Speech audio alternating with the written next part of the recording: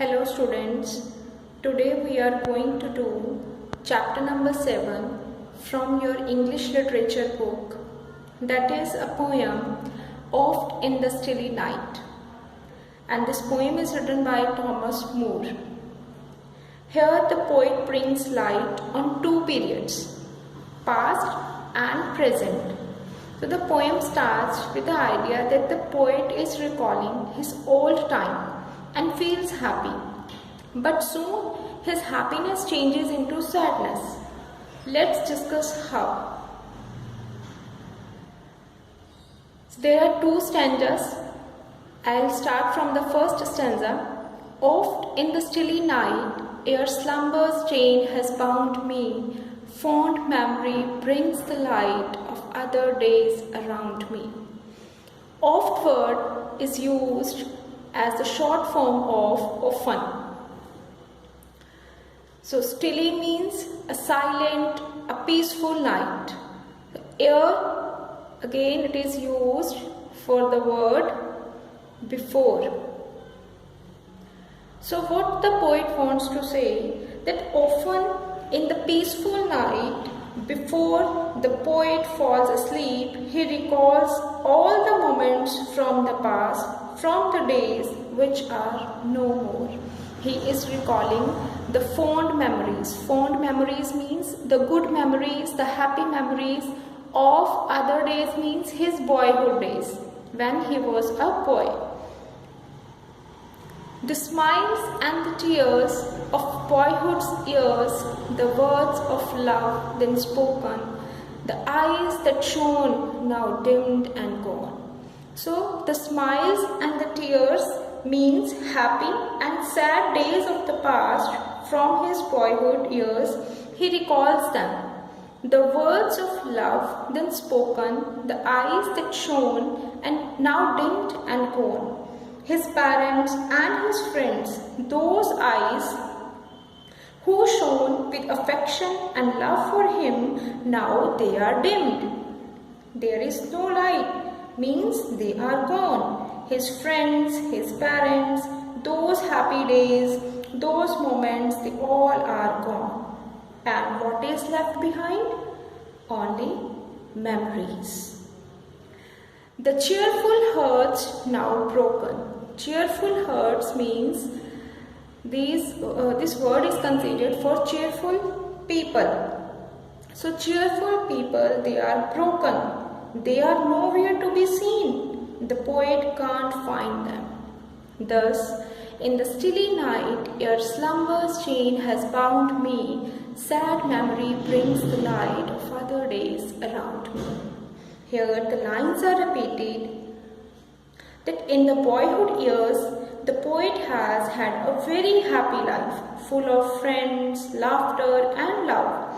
And now he lies alone at night and just with the memories of his past time. So his fond memories has changed into sad memories. So sad memories brings the light of darkness.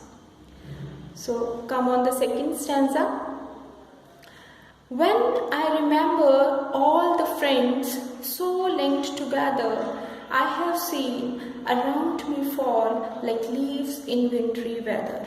I feel like one who treads alone. Here the poet says that when he remembers that his old friends who were linked together, now they are dead. So here he says that his closest friends who were united or linked together with him, just like there is a tree. So a tree word is used as a word for a world. Means the poet compares his friends with the leaves of tree. So what happened? All the other leaves, they fell from the tree and just one leaf is left behind. And who is that leaf? The poet himself. He says that his friends, just like leaves, fell from the tree. Means tree of this world. They all are gone away from this world. Only the poet is left behind, all alone. I feel like one who treads alone. So I word is considered for the poet. So poet is feeling alone when he walks